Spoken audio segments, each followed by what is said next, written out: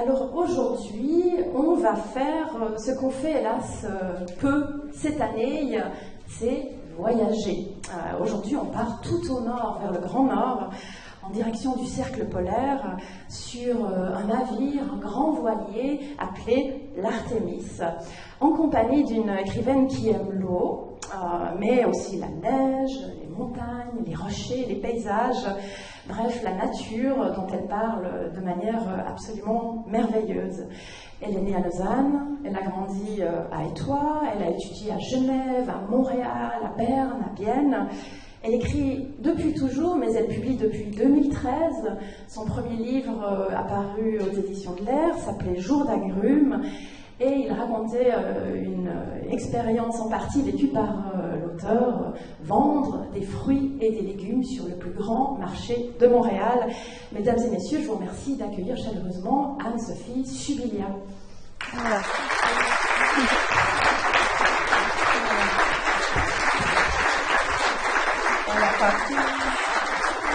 Anne-Sophie Subilia, bonjour, bienvenue. Merci, bonjour. Voilà. Comment allez-vous ce matin? Bien. Je suis ravie ça fait vraiment plaisir quand des événements peuvent malgré tout se faire, s'organiser. Donc ça fait vraiment chaud au cœur par les temps qui courent. Et c'est tout en couleur, ça fait plaisir à voir. D'habitude, le samedi matin, où est-ce qu'on vous trouve? Qu'est-ce que vous faites? Est-ce que vous avez des rituels? À Lausanne, on est nombreux à avoir des rituels, le marché, par exemple. Et les vôtres? Alors oui, c'est vraiment pile ça, c'est le marché, un petit café sur le marché, et puis le marché de Lausanne, c'est vraiment toujours l'occasion aussi de retrouver par hasard des amis qui s'y trouvent, et donc même sans programme en fait d'aller d'une rencontre à une autre, donc c'est un peu comme ça que je commence effectivement mes samedis. Donc une vraie lausannoise. Oui, sauf quand la montagne entre en concurrence avec ça. Ouais. Parce que vous faites de la peau de phoque, du ski, toute forme de ski? Peau de phoque essentiellement, oui. Et ça sera bientôt l'appel, ou est-ce que cette année, ça sera peut-être un peu moins que d'habitude?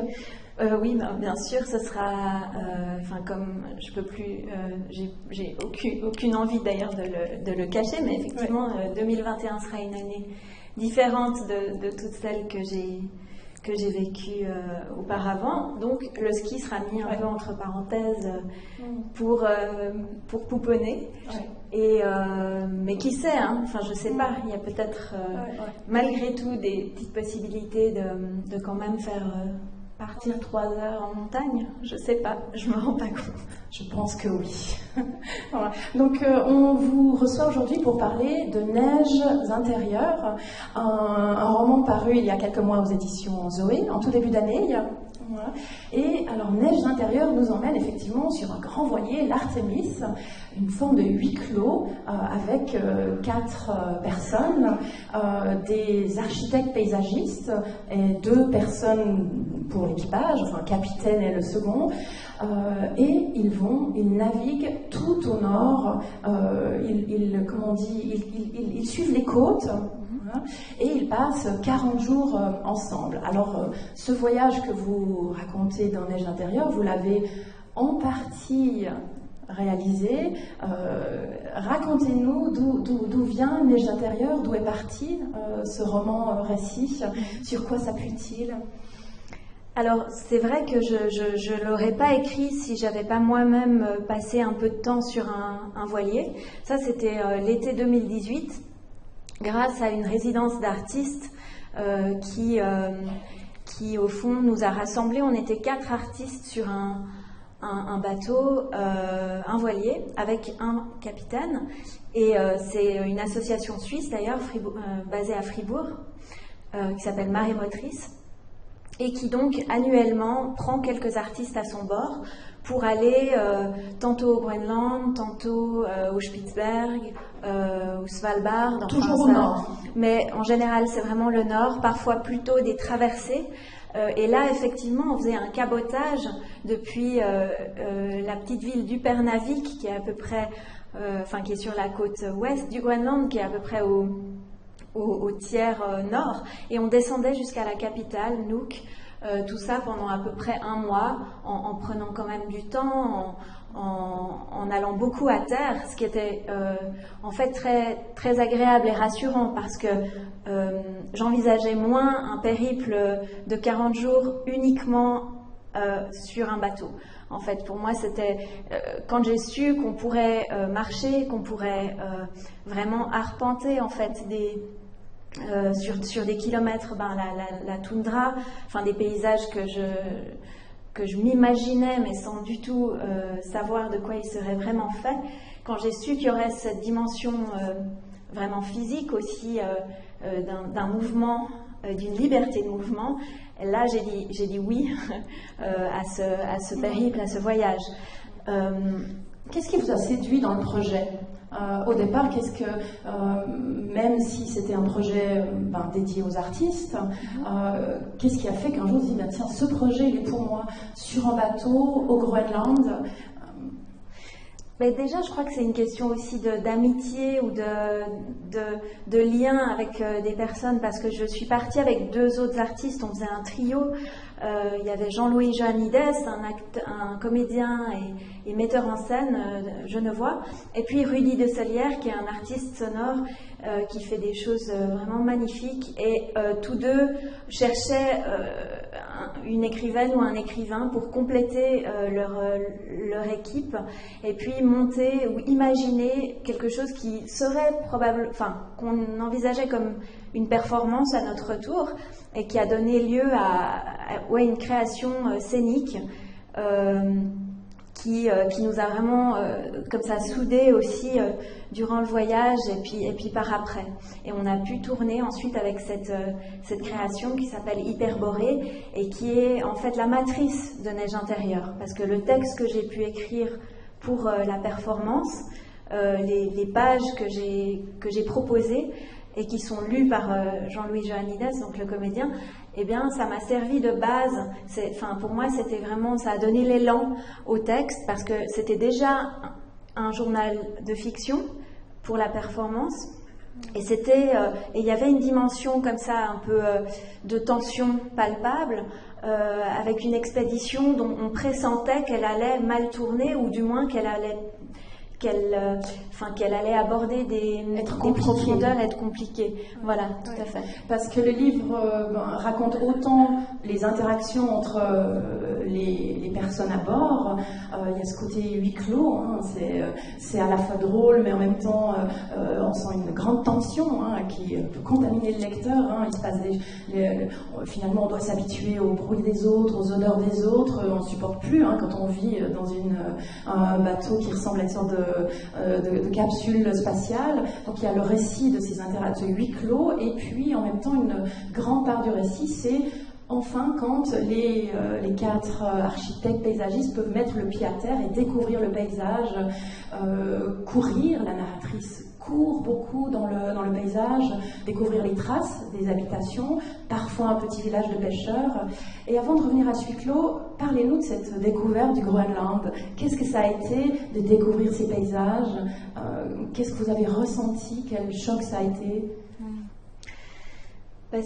Moi, je le prenais vraiment comme un privilège immense, parce que c'est pas encore si accessible que ça. On pressent que ça va basculer, que c'est bientôt aussi parmi les destinations qui vont accueillir un certain tourisme, qui probablement va transformer aussi les paysages. On le sent à l'œuvre d'ailleurs, ça déjà. Mais j'avais l'impression d'aller, pas sur la Lune, mais d'aller vraiment au centre de la Terre, dans des paysages qui sont... pour moi, qui sont vraiment de l'ordre du fantasme. C'est les Alpes il y a plusieurs siècles. C'est vraiment une minéralité, entre autres, parce qu'il y a aussi beaucoup de végétation. Mais il y a cet aspect de la minéralité et comme si on pouvait toucher un petit peu au mouvement d'origine de la Terre, de comment les choses se sont faites, de comment les chocs on construit, on crée des reliefs, des fissures, de comment l'eau a travaillé tout ça. Donc, pour moi, c'était une vraie rencontre avec les forces élémentaires. Et c'était donc très majestueux de ce point de vue-là. À quoi ressemblait le paysage? Vous étiez à une saison finalement où y avait-il encore de la neige? Quelles sont les couleurs de la toundra? Donnez-nous, nous avons, j'imagine, peu à avoir eu l'occasion d'aller au Groenland. À quoi ça ressemble? C'est vrai que moi je ne savais pas s'il y aurait de la neige, si on marcherait sur de la neige ou pas au mois d'août. Et en fait, non, les neiges sont plus au centre. Il y a l'Inlandsis, la partie centrale qui est vraiment donc la mer de glace, en fait, recouverte. Mais nous, on marchait vraiment sur les côtes, et puis c'était quand même l'été. Il y avait ces petits, ce qu'on trouve aussi en altitude chez nous, des buissons de baies, des mousses, des lichens. Il y avait des couleurs pourpres, des étagements comme ça tapissés d'une végétation sur laquelle, beaucoup plus moelleuse en fait que ce que je m'étais imaginé auparavant. Et il y avait aussi cette dimension verticale, donc des montagnes et des roches. Des collines et donc en fait comme on était avec le bateau grâce au voilier on arrivait dans des criques où il y avait absolument des criques en fait c'était plutôt des fjords où il y avait rien d'autre, personne d'autre que nous. On met l'ancre, avec un petit bateau, on va à terre, et puis là, on peut marcher des heures, et on peut se perdre hyper facilement.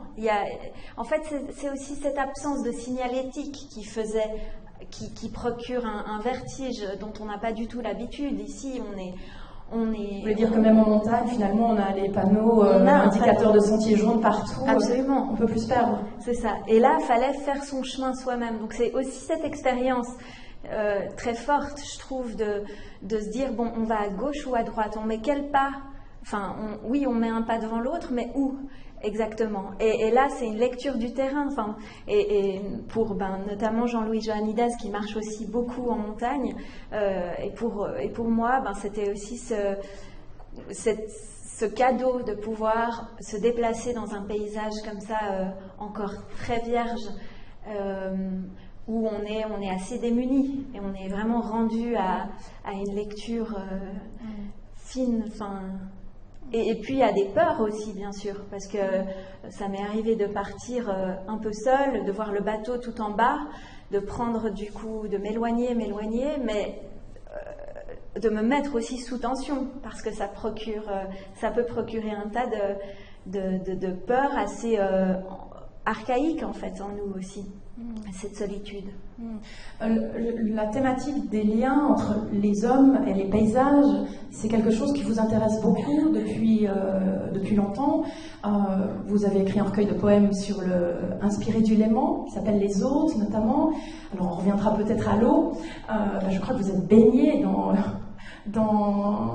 au Groenland. Bravo. Mais nécessité hygiénique aussi. Faut le dire. Mais pourquoi le thème des liens et de comment les paysages impactent les êtres humains vous intéresse? Vous croyez vraiment que finalement là où on est, les paysages autour ont une influence sur qui on devient? Quand on se trouve dans des paysages comme ceux du Groenland, naissent des sensations qui ne peuvent naître nulle part ailleurs? Moi, je pense que oui, fondamentalement, on est conditionné en partie. On est dans une relation, en fait, vraiment à un espace, et que grandir dans les montagnes n'est pas grandir sur une plaine ou devoir les indigènes, les Groenlandais eux-mêmes. On en a malheureusement rencontré trop peu, à mon goût. On n'a pas vu beaucoup de villages, c'est vrai. Mais leur façon il y a eu une certaine connaissance, évidemment, du terrain, des actes, des gestes. Je voyais des petits garçons, des petits gamins pagayer sur leur kayak, donc quasiment en pull, se débrouiller comme ça avec une agilité que je trouvais, une débrouillardise que je trouvais assez étonnante. Et oui, bien sûr que ça va pas nous construire de la même façon que grandir dans un milieu très urbain, mais tant mieux, cette diversité, elle est aussi assez géniale. Vous-même, vous êtes fille de quel paysage? Vous avez grandi par ici, vous avez beaucoup voyagé, vous aimez la montagne, vous avez écrit sur le lac, finalement, quels sont les... Vous êtes... Ouais, voilà, c'est ça, vous héritez de quel paysage? Un peu en fait, je crois un peu des paysages. J'en ai presque déjà un peu la nostalgie. Non, c'est vrai que c'est cette campagne un peu bosselée qu'on peut trouver sur la côte. C'est ça mes paysages d'origine. Et puis la montagne où on a eu la chance avec mes frères d'aller très régulièrement. Donc il y a aussi ce rapport. C'est les paysages où vous vous sentez bien aujourd'hui? Oui, où je me sens effectivement un peu comme un poisson dans l'eau là-dedans. Mais après, je pense que plus profondément, justement, il y a des paysages qui sont devenus presque un peu mythiques en nous. C'est des paysages d'enfance qu'on peut tout à coup être amené à retrouver, mais de façon presque brusquement ailleurs. Je pense que c'est peut-être des expériences qui nous arrivent à toutes et à tous. C'est des paysages qu'on porte en soi et soudain, ça peut se produire au détour d'une rue ou dans la steppe mongole. Il y a un élément, une perspective qui fait que tout à coup, on se sent à la maison. Et c'est un peu mystérieux et très fort. Ouais. Vous dites avoir ressenti une forme de mélancolie au Groenland. Pourquoi? Est-ce que c'est par rapport au paysage lui-même? Est-ce que c'est en pensant à des paysages peut-être d'ici qui peut-être ressemblaient à ce qu'était, à ce qu'est encore le Groenland? Pourquoi cette mélancolie au Groenland? En fait, je crois que ça vient toucher en moi cette part qui souhaiterait que certaines choses restent comme elles sont, en fait. Parce que j'avais toujours la pensée anticipatrice d'un paysage qui allait vraiment bientôt changer d'aspect très fortement, avec des constructions qui allaient finalement casser ce qui s'est fait de façon naturelle sur des millénaires, en fait. Donc c'était une sorte de mélancolie anticipatoire, peut-être. Et puis parce qu'on ne peut pas contrecarrer non plus complètement un mouvement planétaire. Et voilà, je pense que ça me plongeait pas mal dans des questions. Ouais. De l'autre côté, par opposition totale, on a ce huis clos, on a ces personnages, 4 passagers et 2 membres d'équipage, qui doivent apprendre à cohabiter dans un espace tout petit, à vivre pendant plus d'1 mois les uns sur les autres, à tout faire ensemble, la toilette, manger, sociabiliser.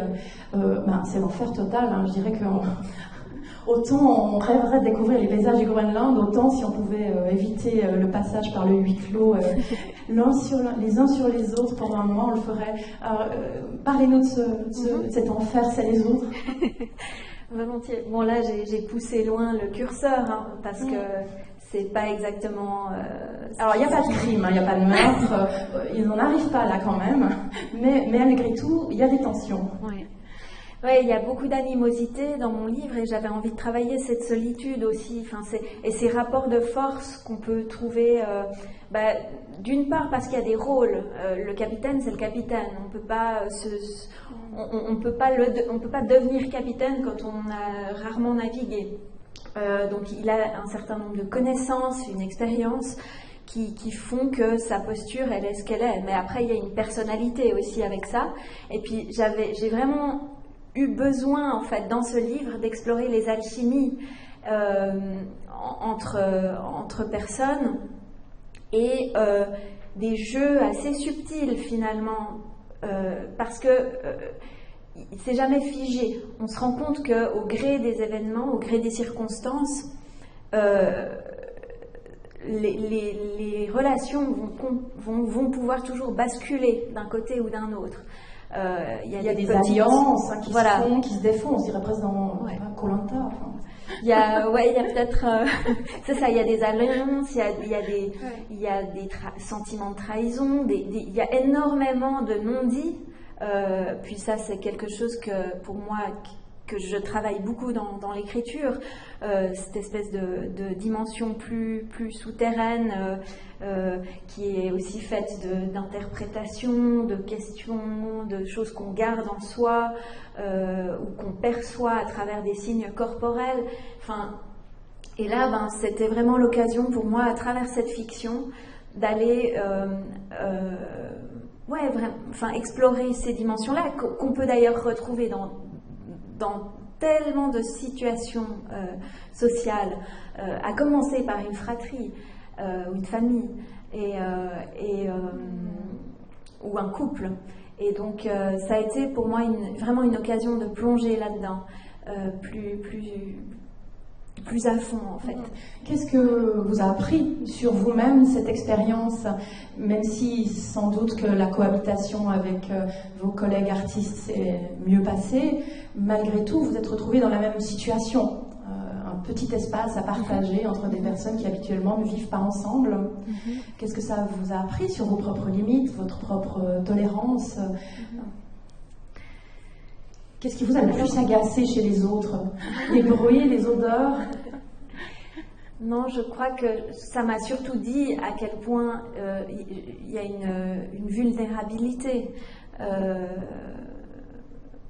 qu'il s'agit de protéger un peu, et que je suis vulnérable,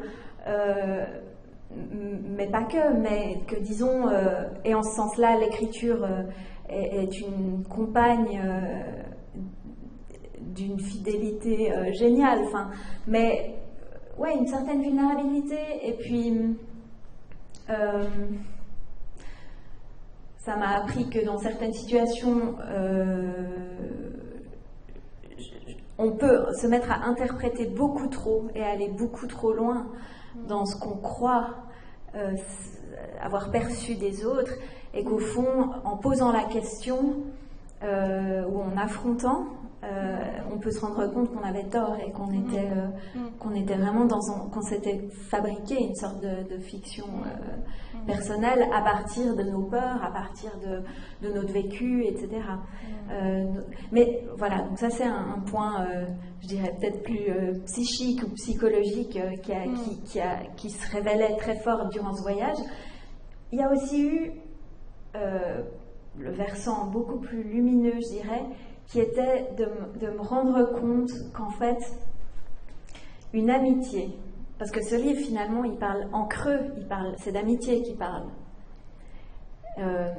Quand elle fait défaut, quand elle n'est pas là, cette affinité naturelle qu'on peut avoir, il y a quelque chose vraiment de terrible qui peut advenir en fait. Moi je me suis rendu compte de l'importance de l'amitié dans ma vie et de l'importance des affinités naturelles, justement. Ces choses qu'on ne contrôle pas, qui font que tout à coup on se sent bien avec certaines personnes, et ça se commande pas. Et pas avec d'autres. Et pas avec d'autres, ouais.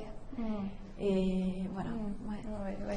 Est-ce que vous-même êtes une personne, vous aimez la solitude, ou est-ce que vous êtes un animal social? Est-ce que ce genre de situations vous font peur, ou finalement, ou ne vous font pas peur, peut-être, je sais pas, par habitude des cabanes en montagne, puisque vous faites beaucoup de pot de phoque?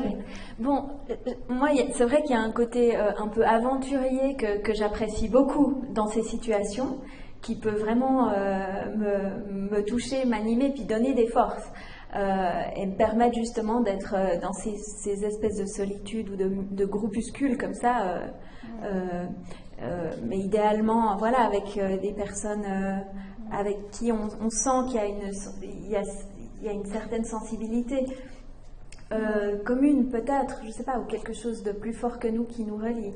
Mais sinon, non, je suis... Entre solitaire et sociable. Je pense que s'il n'y a pas l'un, je souffre trop. Je ne peux pas être tout le temps seule devant votre écriture, par exemple. Oui, ou tout le temps avec du monde aussi. Enfin, l'un et l'autre. L'eau est un élément qu'on retrouve souvent dans vos livres. Il y a ce recueil de poèmes sur le Léman. Là, finalement, évidemment, Neige intérieure se passe sur l'eau, dans un voilier. Je crois que quand vous étiez enfant, votre famille avait un voilier, ou en tout cas un bateau à Morges. C'est un élément, c'est votre élément préféré, familier depuis toujours? Ouais, je dirais que l'eau, c'est vraiment le lieu ressource, en fait, à toute saison. Et je préfère être dedans que dessus, à vrai dire. Enfin, c'est vrai que le voilier, c'était chouette, mais je préférais sauter dans l'eau que naviguer en soi. Voilà. Et comment on fait pour arriver à se plonger dans l'eau du Groenland? Comment est-ce qu'on se prépare? Comment est-ce qu'on s'immerge dans cette eau qui, je crois, faisait à peine quelques degrés? Oui, je n'avais pas de thermomètre, je ne sais pas combien elle faisait, c'était effectivement très froid. Mais on était... Je pense que les circonstances ont beaucoup aidé la première fois où on s'est décidé à aller dans l'eau. Les garçons étaient partis prendre des sons sur des icebergs. Donc on était en fait...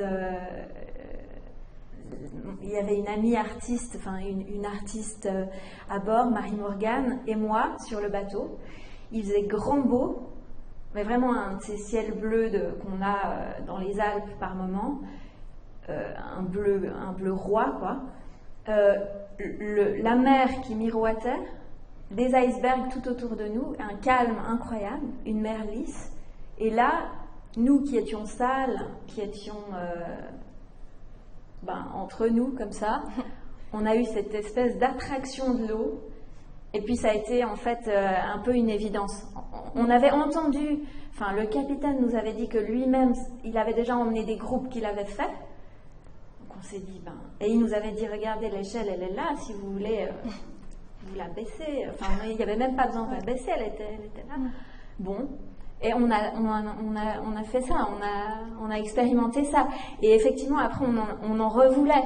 Donc tous les 3 jours, on avait besoin de se tremper. Pas longtemps.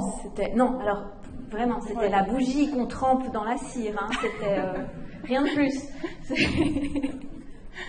C'était histoire de vraiment être mouillé, se savonner ensuite, se rincer. Non, il n'y a rien à voir avec une vraie baignade. Et depuis, vous êtes parmi celles et ceux qui se baignent en hiver dans le Léman par tous les temps? En tout cas, je me mets souvent au bord et j'admire toutes ces baigneuses et ces baigneurs qui, souvent en plus d'un certain âge, sont là et entrent tranquillement dans l'eau hivernale. Moi, je suis encore un peu au bord et j'apprends avec elles. Je leur demande comment est-ce que ça se passe, comment est-ce qu'elles font et quel type de bonnet il faudrait que je me procure pour que ça passe. Mais voilà, j'aspire à ça parce qu'effectivement, je trouve qu'il y a un peu ce coup du corps, enfin ce coup de froid-chaud, cette brûlure que... Quand on y goûte un peu, ça nous marque et je pense que, on en redemande. Alors vous êtes venu à notre invitation avec un morceau de musique qui a un lien à la fois avec le livre et avec votre vie, votre parcours personnel. On va écouter ces 3 minutes et puis vous nous expliquerez ensuite pourquoi ce choix.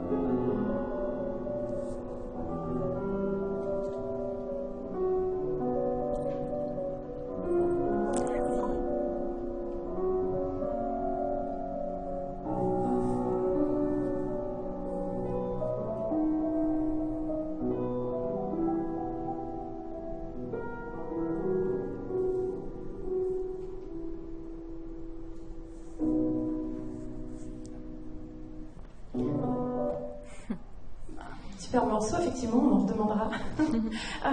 Alors, qu'est-ce que c'est et à quoi fait-il référence pour vous?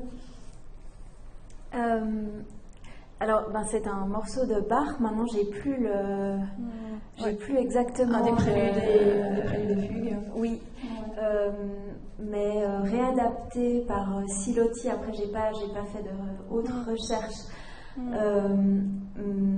Et joué interprété là par le pianiste Alexandre Tarot. Et en fait, c'est grâce à une amie pianiste, Chloé Charrière, que il y a eu une relation qui s'est mise en place entre Neige intérieure et des œuvres de Bach, et aussi des œuvres de Arvo Pärt, parce que mon amie était en train de travailler un répertoire pendant qu'elle découvrait le roman, et en elle s'est tressée comme ça une sorte de chose entre ces diverses créations. Et elle m'a proposé en fait qu'on fasse un concert littéraire. Et du coup, il a pu avoir lieu en juillet dernier et on espère réitérer la chose. Donc c'est des extraits que je lis, et puis elle est au piano et elle joue des œuvres de Bach et des œuvres de Arvo Pärt. Et avec ce minimalisme aussi. Oui, justement, je me demandais, dans le fond, pourquoi ce morceau vous plaisait particulièrement, qu'est-ce qu'il évoque en vous, pourquoi vous le trouvez beau? Pour moi, il y a vraiment une dimension intérieure, en fait, de rentrer en soi et de se donner un temps de paix et de silence, parce que c'est vraiment des artistes qui ont travaillé avec le silence et avec une dimension sacrée. Et du coup, je trouve que ça nous relie, moi ça me relie beaucoup à une dimension du mystère. Et je pense que peut-être c'est ça aussi que mon ami a senti. Moi j'ai beaucoup travaillé les blancs, les silences ou les fissures entre les mots. Et oui, la dimension verticale, disons, elle est aussi un peu à l'œuvre dans Neige intérieure. Et vous-même avez longtemps joué du piano quand vous étiez enfant, adolescente? Alors oui, il y a aussi ça. C'est un instrument qui vous est familier, ce son, il résonne en vous de manière extrêmement intime. Oui, c'est vrai que plus qu'un autre instrument, le piano, ça fait partie de notre, je dirais, de notre fond sonore à la maison. Pas seulement moi, mon père qui en joue, un de mes frères, c'était là, et puis ça résonnait dans la maison. Alors probablement que ça, un peu comme les paysages originels, on les a comme enfants, et puis ensuite ils nous débordent aussi, et ils viennent s'infiltrer dans plein d'autres situations.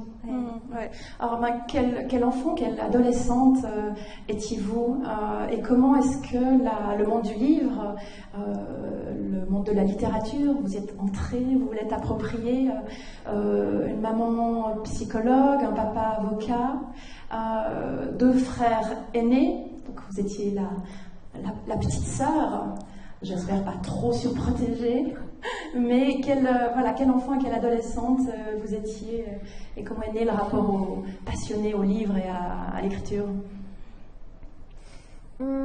Parfois, on essaye de se reconstruire, de se raconter aussi des histoires, d'essayer de comprendre le chemin vers l'écriture.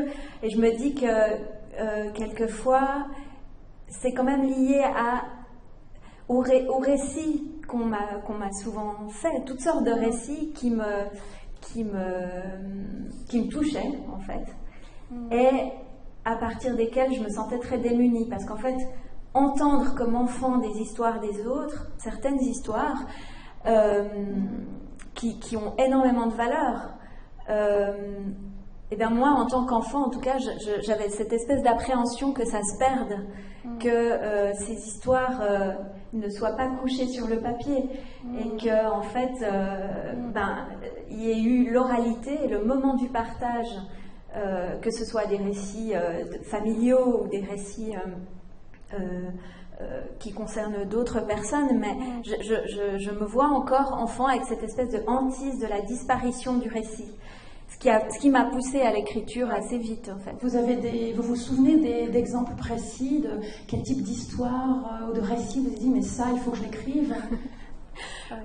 Oui, alors il y a des choses personnelles sur la vie de ma maman, il y a des choses plus exotiques et imaginaires racontées par mon père. Après, il y a des événements aussi qui se produisent autour de nous. Des récits d'amis, et voilà, on ne veut pas les perdre en fait, on ne veut pas que ça se perde. Et il y avait aussi évidemment tout un environnement, mais c'est vrai que c'était très familial quand même, hein. C'était aussi les récits de mes grands-parents d'une époque que je n'avais pas connue, donc que j'avais à cœur de pouvoir un petit peu sauvegarder. Et tant bien que mal, je prenais des notes en me disant qu'un jour j'allais vraiment y travailler plus ardemment. Mais donc il y avait un peu une dimension de panique comme ça dans l'enfance. Quels étaient vos rêves d'enfant à 10 ans? Vous imaginiez vouloir faire quoi? Devenir quoi, comme on dit? Il y avait 36 choses. Je crois que je passais vraiment par plein d'idées. Et l'écriture, elle n'était pas non plus... je ne sais pas dans quelle mesure elle était vraiment là comme une chose absolument certaine, en fait. Je pense que dire écrivaine, j'avais énormément de plaisir à dire ce mot, en fait, écrivaine, quand j'étais petite. Mais il y avait plein de choses très différentes, en fait, qui passaient du cirque à la médecine. Voilà. Et alors, quelles étaient les écrivaines ou les écrivains qui vous entouraient? Est-ce que vous vous souvenez de quelques livres qui, que ce soit à 8 ans, à 15 ans, qui vous ont marqué pour toujours? Oui, après, retrouver certains... Je me rappelle par exemple, un livre qui s'appelle L'île rose de Charles Wildrac. Ça, il m'a longtemps accompagné. Il était tout écorné, mais c'était beaucoup de récits d'aventure, je crois, des récits d'une certaine forme de solitude, souvent aussi d'enfants un peu héroïques comme ça, qui se dépatouillaient dans leur vie, dans des vies un peu tragiques, et puis qui arrivaient à trouver en eux les ressources pour se tirer de là et se construire. Et à l'adolescence, quels auteurs ou aventurières est-ce que vous avez découvert, vous avez lu avec passion? La Maya, vous parlez d'aventure, des personnes comme ça? Oui, un peu, effectivement un peu, mais après j'ai vraiment pu, et aussi grâce à des profs géniaux, hein, mais découvrir une littérature dans toute sa diversité, que ce soit le grand cahier d'Agatha Christophe, ou toute la trilogie, que ce soit Eugène Savitskaya, un Belge qui fait des choses extraordinaires aussi. C'était des littératures aussi de peut-être moins,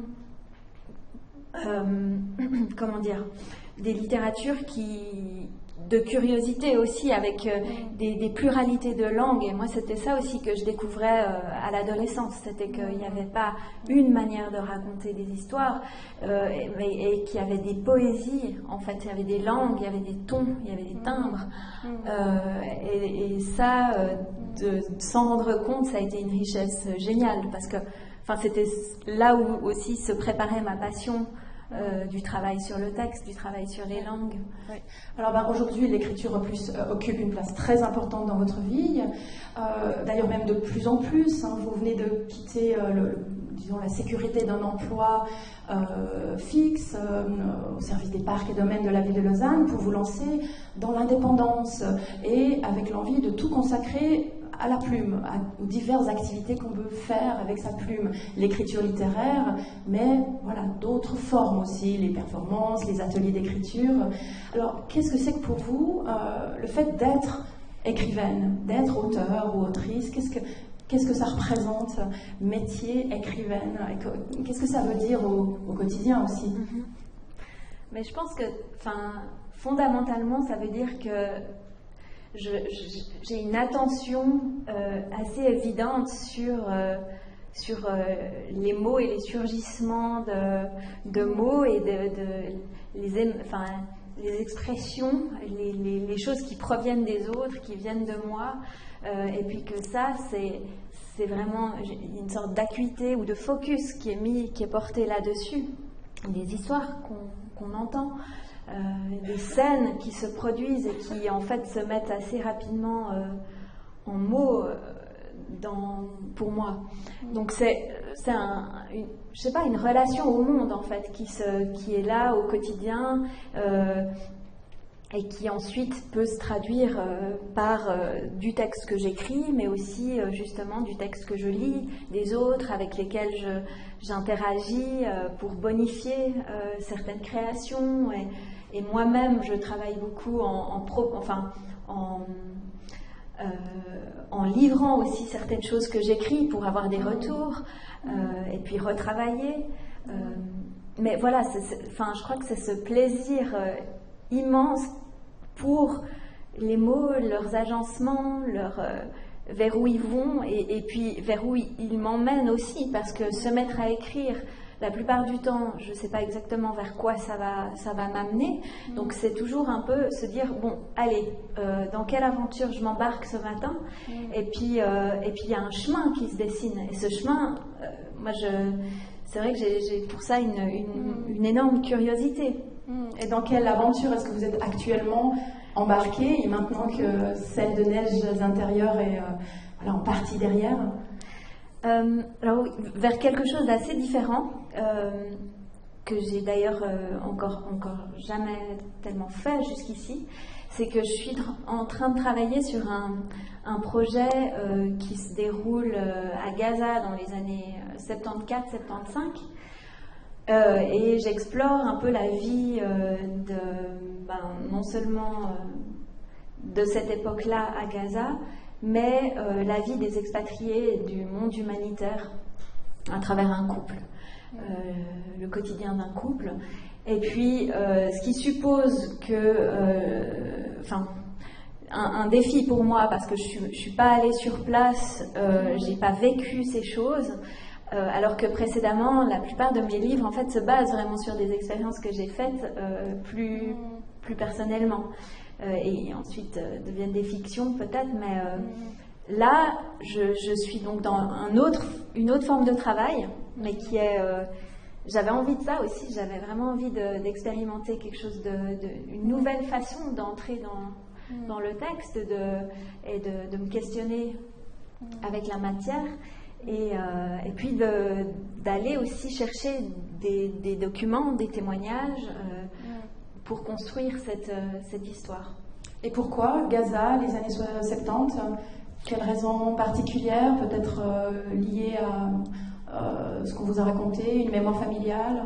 Oui, voilà, c'est vraiment une mémoire familiale, quelques récits, et tout à coup, comme un peu une allumette qu'on frotte, il peut y avoir un récit qu'on reçoit et qui nous propulse vraiment avec déjà des images très très fortes. Là, en l'occurrence, j'avais dans un récit que m'ont fait mes parents, j'ai eu immédiatement une sorte de vision et c'est à partir de cette vision que j'ai commencé les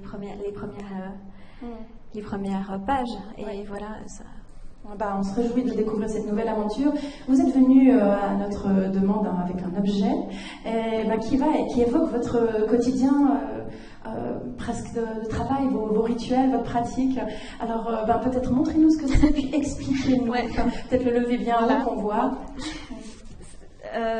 Voici. Donc il s'agit d'une pochette. Voilà, c'est tout bête, c'est très pragmatique. C'est une sorte de petit sac.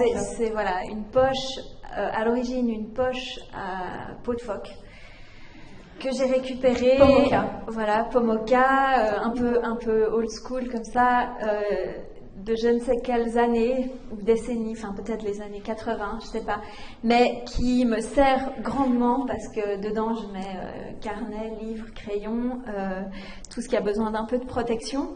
Et je l'aime beaucoup, en fait. Je pense qu'elle me donne un peu, il y a une sorte d'énergie à sortir la pochette. Mais voilà, donc c'est extrêmement pragmatique. Vous ne vous baladez jamais sans vos carnets de notes, c'est un peu ça, je dirais, la pratique de l'écriture au quotidien? Oui, j'aime bien, mais je pense qu'il y a un côté un peu talisman aussi à avoir avec soi de quoi écrire. Ça m'arrive très souvent de rentrer sans avoir ouvert même la pochette.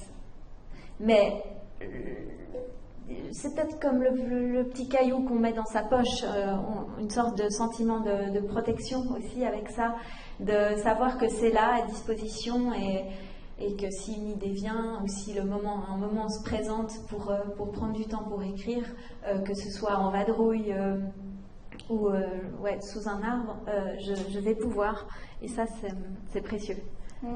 Merci. Alors je vais passer auprès de vous on va passer la parole au public pour des questions, articuler, parler simplement fort avec le masque, mais c'est toujours vraiment important pour quand même avoir de l'échange, donc je vais moi-même mettre le mien. Voilà. À qui est-ce que je peux passer la parole pour des remarques, des questions sur ce qui vient d'être dit? J'arrive. Madame. Oui, moi je suis très intriguée dans votre livre sur le fait que les personnages n'ont pas de prénom. Ils sont décrits par C points, T points, etc.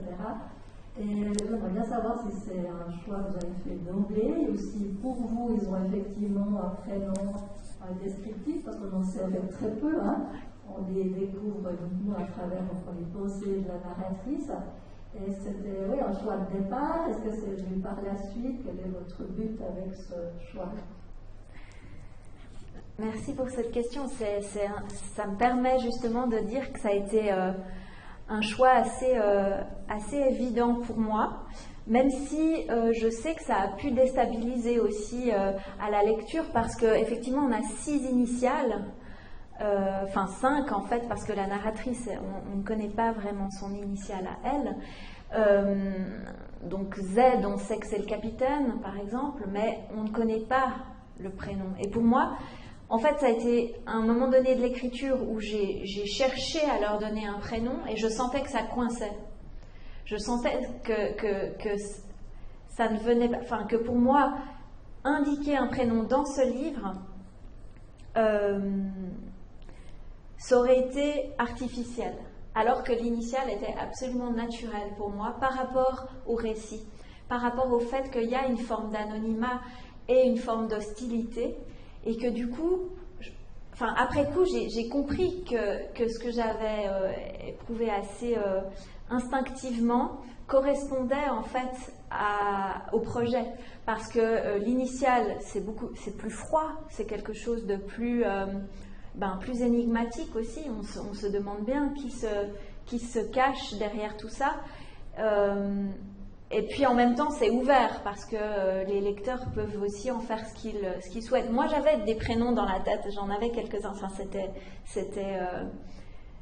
Je savais qui était qui, mais l'initiale était absolument naturelle pour moi. Dans son côté justement plus sec, plus âpre en fait, par rapport à cette équipée. Madame. Oui, je voudrais rebondir sur ça parce que d'une part, je voulais vous dire que moi j'ai eu un plaisir fou à lire votre livre, que j'ai lu d'un trait. Et moi j'ai beaucoup apprécié justement cette question d'initiale parce que ça m'a permis de ne pas faire un transfert à partir d'un prénom qui existe déjà et puis de me figurer le personnage C comme avec un prénom C. Et ce que j'ai trouvé admirable, c'est que dans mon cas, c'est que j'ai vu les personnages. Il faut 2-3 pages pour qu'on se rappelle qui est qui. Mais après, j'ai eu l'impression vraiment de les côtoyer. Et vous avez parlé d'une analyse un peu souterraine, assez psychologique, et je crois que moi j'ai beaucoup aimé ça. Parce que sous des airs de dire des phrases toutes banales dans ce petit journal, vous dites des choses très profondes et très cohérentes par rapport aux différents personnages. Et du coup, moi j'ai beaucoup aimé. Maintenant, j'ai aussi une question. Au milieu du livre, à peu près, vous dites une phrase qui m'a vraiment interpellée. Et je voudrais savoir si elle est à la limite autobiographique. Vous dites, j'écris, enfin vous faites dire à votre héroïne, elle écrit un jour ça, j'écris pour me tenir compagnie.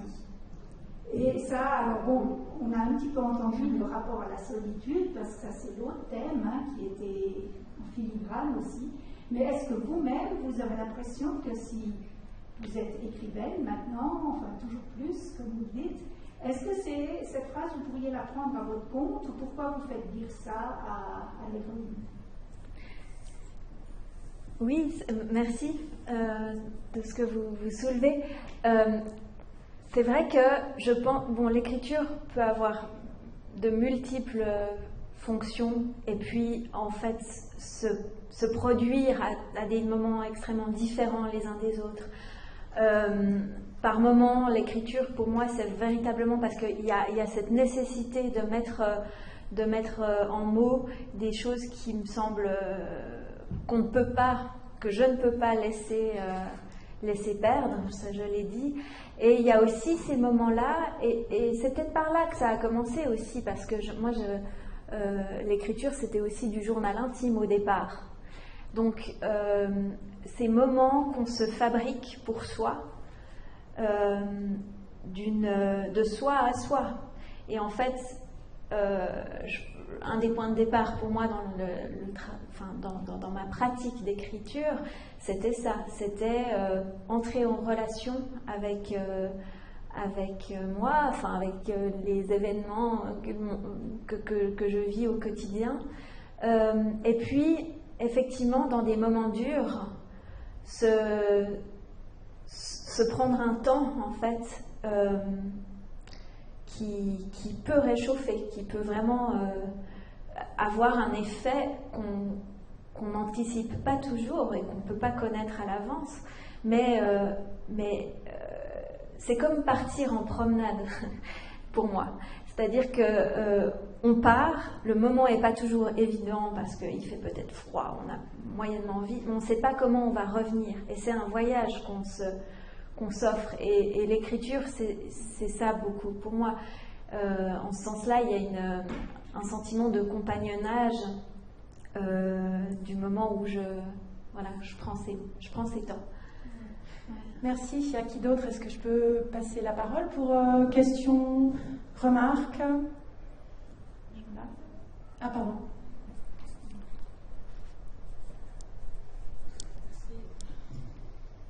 Bonjour.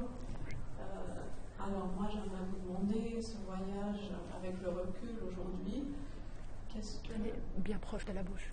Oui. Avec le recul aujourd'hui, qu'est-ce que vous en retirez? Qu'est-ce que ça vous laisse par rapport comme philosophie, au niveau de ce que vous avez lu, observé, tout ça? En fait, qu'est-ce que vous en retirez de ce voyage? Qu'est-ce que ça vous laisse et en quoi vous êtes imprégné? Je pense que ça m'a permis d'apprendre beaucoup justement sur un peu mon propre fonctionnement aussi au sein d'un petit groupe. Et j'aurais du coup presque envie de refaire pour voir comment en fait j'aurais évolué en 2 ans. Il y a cette dimension-là. Hein. Et puis il y a aussi cette dimension plus justement d'une petite mythologie personnelle des paysages, parce que j'ai l'impression d'avoir justement pu en fait augmenter les images en moi de lieux extrêmement forts auxquels je vais pouvoir toujours me référer. Et j'en ai comme ça, c'est comme une petite collection qui se forge de paysages vers lesquels je retourne très volontiers. Je parlais de la steppe mongole à un moment donné, ça aussi c'en est, il y a des visions comme ça, des photographies quasiment de paysages dans lesquels je retourne à certains moments parce que tout simplement il s'y est produit quelque chose de très fort et de savoir qu'ils existent et qu'on continue de les porter et de les faire fleurir d'une manière ou d'une autre, ça c'est assez génial. Ouais. Une autre question, remarque, monsieur? Merci pour cette présentation, ces informations, etc. J'aurais aimé savoir quel était votre processus d'écriture concrètement. Est-ce que vous êtes quelqu'un qui, je ne sais pas, passez la nuit à écrire? Est-ce que vous avez des horaires très réguliers? Est-ce que vous imaginez en écrivant, ou alors vous avez déjà à l'avance toutes les informations que vous souhaiteriez écrire? Comment est-ce que concrètement vous écrivez au jour le jour? Merci. Alors, il y a plusieurs types de moments d'écriture pour moi. Il y en a un qui est vraiment plus ou moins au pied du lit et qui est très libre et assez rituel, où je prends vraiment du temps. Je commence ma journée avec de l'écriture à la main. Et ça aussi, c'est vraiment quelque chose que je ne pourrais pas lâcher. En fait, c'est pas que je suis jamais sur un ordinateur, bien sûr que si, mais j'ai besoin vraiment de cette connexion très physique au papier, à l'encre, et puis c'est de là aussi que tout est parti. Alors je m'offre ce moment rituel comme ça du matin. Et puis après, durant la journée, en fait ça dépend des phases du projet, ça dépend où j'en suis du projet. Mais j'essaye d'avoir une bonne régularité et d'alterner justement le travail manuscrit, donc des brouillons, des choses que j'explore à travers l'écriture physique, manuscrite, et puis à partir de ces informations que j'arrive à sortir, à coucher sur le papier, je me mets à l'ordinateur. Et là, il y a autre chose qui prend peut-être plus forme, mais vraiment à partir d'une exploration manuscrite d'abord. Et puis sinon, il y a tout plein de moments en fait aussi beaucoup plus de temps brut comme ça d'écriture. Ça peut être, je suis dehors et puis je prends 10 minutes, 15 minutes, quelque chose s'écrit. Et parfois, ça peut venir se réintroduire en fait dans des textes que je suis en train de travailler. Et ça, donc, c'est des moments très spontanés et d'ailleurs très agréables parce que justement, on se dit pas il faut produire. C'est quelque chose qui se fait plus naturellement. Donc voilà, il y a des alternances. Et puis il y a aussi vraiment des alternances dans la densité de travail que je peux produire à certains moments, de certains stades de projet. D'ailleurs, c'est mes préférés. C'est des moments où on est complètement plongé et où là, je peux passer des heures. J'ai envie que rien d'autre ne vienne bousculer ou déranger le travail d'écriture. Et puis bon, il y a plein d'autres phases, d'ailleurs plus nombreuses, où en fait c'est la recherche, c'est lent, c'est beaucoup d'hésitation, beaucoup de doutes. Là j'ai eu une année d'exploration où j'avais l'impression d'écrire, que c'était trop léger, c'était pas encore ça en fait. Donc, mais voilà, mais je crois que, en tout cas pour moi, il y a quelque chose justement dans la base de l'écriture, de la graphie en fait, vraiment de ce plaisir tout physique et matériel d'être en contact avec du papier. Stylo, plume? Oui, j'ai une plume que j'aime beaucoup. D'accord. Une dernière question, remarque? Monsieur, j'arrive. Bonjour, petite question discrète. Est-ce que vous lisez beaucoup et qu'est-ce que vous lisez? Quelle audace! Alors, oui, je lis beaucoup et je lis un peu de tout. Donc, vous me prenez au dépourvu. Non, à la fois des classiques. Par exemple, quand j'étais en train d'écrire Neige intérieure, je lisais Les Travailleurs de la mer de Victor Hugo, qui vraiment m'ont bluffé. Enfin, c'est magistral. Mais entre ces grands classiques, il y a vraiment une littérature aussi très contemporaine que je lis. J'essaye de suivre ce que font mes collègues, mes pairs, mes amis en écriture. Donc, j'alterne. La semaine passée, j'avais la chance d'être en rencontre avec Raluca Antonescu, qui est une jeune auteure aussi roumaine-suisse, et puis Célia Oudard, qui est une Française dont j'aime beaucoup l'œuvre, et voilà que j'essayais donc de lire aussi pour me tenir un petit peu, pour être en lien en fait avec leur travail. Mais donc voilà, une grande variété de textes et de la poésie, et puis effectivement dans mon quotidien il y a beaucoup de moments qui sont dédiés à ça. Un conseil de lecture pour la rentrée, cette rentrée littéraire en cours, un coup de cœur à partager? Non, là je suis en plein. C'est littérature jeunesse, mais c'est magnifique si vous avez des enfants. Je veux dire que vous, avant même la naissance de votre bébé, vous prenez de l'avance. Oui, mais là ce sera pour un peu plus grand. Mais c'est Les Derniers Géants. Je ne sais pas si vous... Les Derniers Géants. Une petite œuvre magnifique pour enfants, je dirais, à partir de peut-être 8-10 ans. Récit d'aventure, très beau. Il ou elle a déjà de la chance. Voilà. Alors, ce qu'il faut évidemment lire, c'est Neiges intérieures d'Anne-Sophie Subilia, qui est à disposition à la sortie ou à l'entrée sur la table de notre libraire Camélia, de la librairie Basta.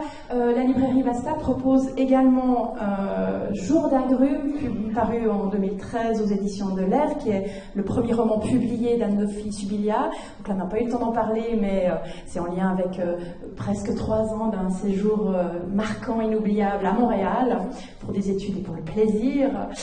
Et puis l'édition poche de Parti voir les bêtes, qui est le 2e roman d'Anne-Sophie Subilia, qui est un très beau récit de retour dans les paysages d'enfance et ce qu'on peut découvrir quand on revient sur les traces de son enfance, en bien, en mal. C'est un très très beau livre, Parti voir les bêtes.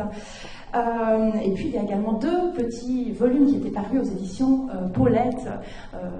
N'hésitez pas à les découvrir ultérieurement. Mesdames et messieurs, je vous remercie infiniment pour votre présence, pour votre patience.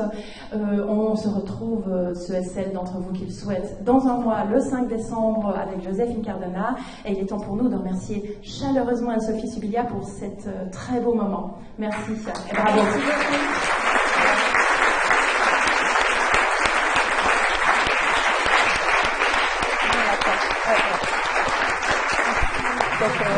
Merci.